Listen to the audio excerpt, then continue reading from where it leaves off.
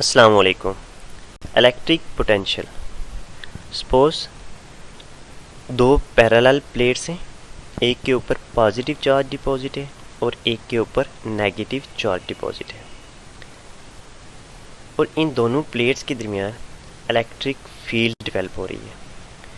Positive charge से start हो रही हैं और नेगेटिव चार्ज पे एंड हो रही हैं, और यहाँ पे जो इलेक्ट्रिक फील्ड की डायरेक्शन बन रही है फ्रॉम पॉजिटिव टूवर्ड नेगेटिव, यानी कि बी प्लेट से ए प्लेट की तरफ इसकी डायरेक्शन बन रही है, और इनके दरमियान जो डिस्टेंस है वो डी से रिप्रेजेंट करता हूँ। और इस फील्ड के अंदर मैं एक unit positive test charge place कर देता हूँ, और ये पॉजिटिव चार्ज को रिपेल करेगा और पॉजिटिव नेगेटिव चार्ज को अट्रैक्ट करेगा, तो इसकी डायरेक्शन पॉइंट बी से पॉइंट ए की तरफ होगी, और ये गेन करेगा, काइनेटिक एनर्जी को गेन करेगा।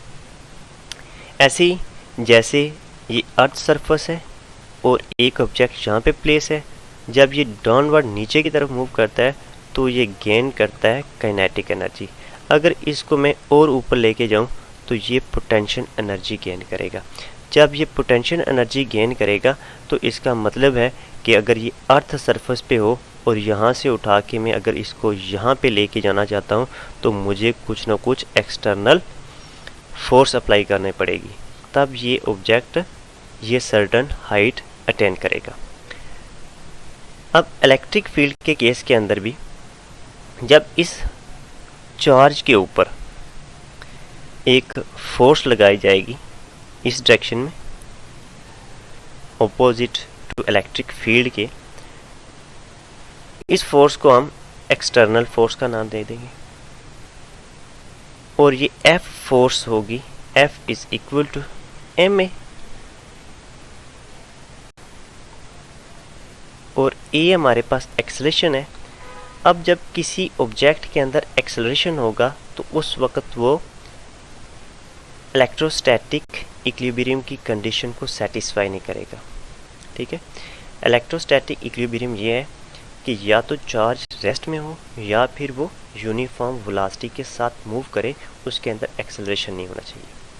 अब जब यहाँ पे हम फोर्स अप्लाई करेंगे वो फोर्स होगी F is equal to q naught E के मैग्नीट्यूड के बराबर होगी और ओपोजिट डायरेक्शन में होगी। तब ये चार्ज जो है वो पोटेंशियल एनर्जी को गेन करेगा। जब मैं चार्ज के ऊपर एक्सटर्नल फोर्स अप्लाई करूँगा,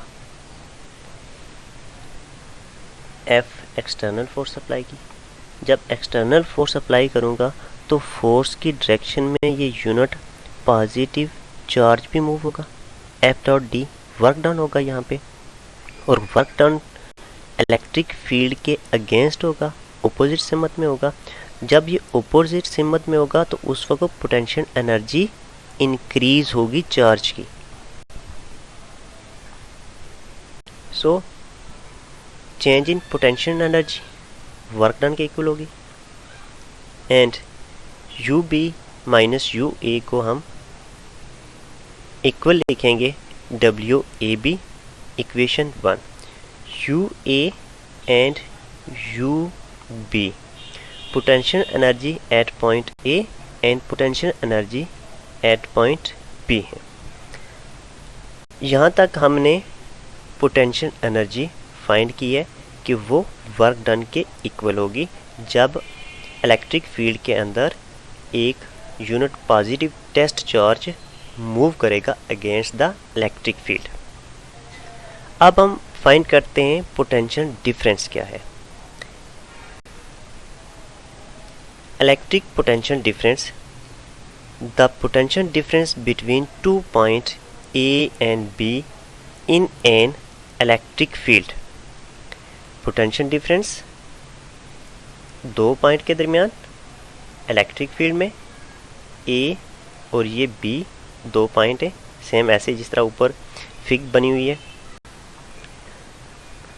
work done in carrying a unit positive charge, यहाँ पे एक पॉजिटिव यूनिट चार्ज है इसको मूव करवा के इस पॉइंट बी तक लेके जाते हैं while keep the charge in equilibrium is known as electric potential difference.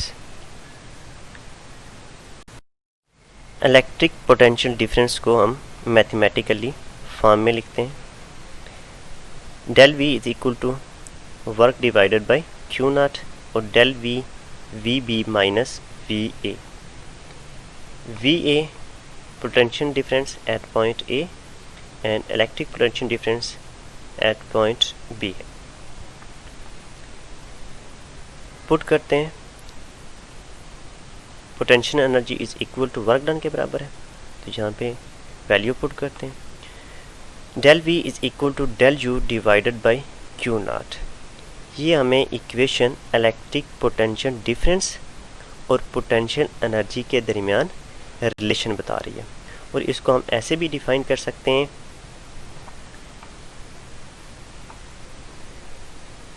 Difference of the potential energy per unit charge is known as electric potential difference. Unit लिखते हैं, इसी इक्वेशन से इसका यूनिट लिखते हैं,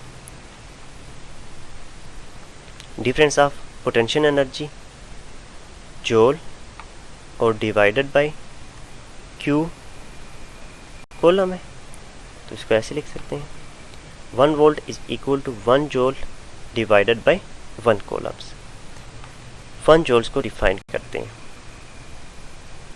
that is potential difference of 1 volt exist between 2 point if work done in moving a unit positive charge from 1 point to an other point keep equilibrium is 1 joule.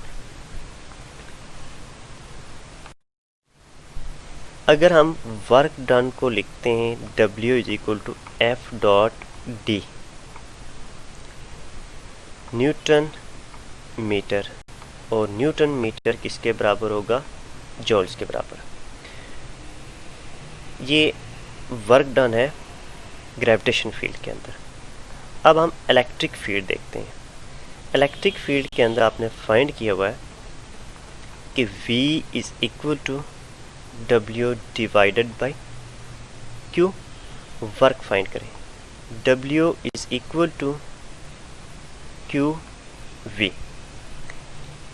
V potential difference two plates के दरमियान जब electric field develop हो रही हो, और Q ये एक यहाँ पे जो चार्ज इन इलेक्ट्रिक फील्ड के दरमियान प्लेस कर देते हैं।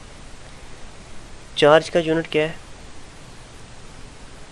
कॉलम्स, वोल्ट अभी फाइंड किया है, जूल पर कॉलम, कॉलम और कॉलम कैंसिल हो गए, तो यहाँ पे भी इसका जो यूनिट रिमेनिंग यूनिट बच गया वो जूल्स है। तो इसका मतलब यह है कि यहाँ पे इलेक्ट्रिक फील्ड्स के दरमियान अगर हमने एक यूनिट पॉजिटिव टेस्ट चार्ज रखा हुआ है, तो वो इस फील्ड में एक पॉइंट से दूसरे पॉइंट तक मूव करे, तो उसे हम कहते हैं 1 जूल वर्क डन हुआ है।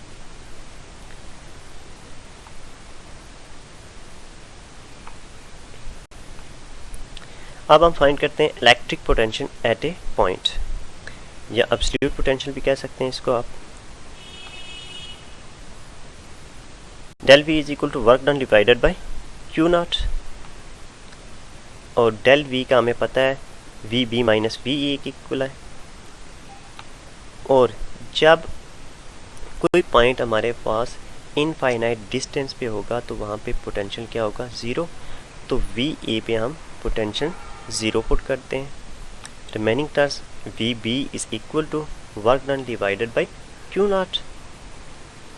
अगर हम इसको जनरल फॉर्म के अंदर लिख दें, V is equal to W divided by Q है। और हम एक और बात कहते हैं कि पोटेंशियल एट ए पॉइंट और पोटेंशियल डिफरेंस और पोटेंशियल एट इनफाइनाइट पे ये एक ही टर्म यूज़ करते हैं। जब हम पोटेंशियल डिफरेंस की बात कर रहे होंगे तो उस वक़्त इसका मतलब ये नहीं होगा कि कहीं पे VB या VA पे हमारे पास पोटेंशियल ज़ीरो है। और दूसरी बात, ये हमारे पास स्केलर क्वांटिटीज़ हैं, both potential energies and potential difference both क्या है हमारे पास स्केलर क्वांटिटीज़ हैं।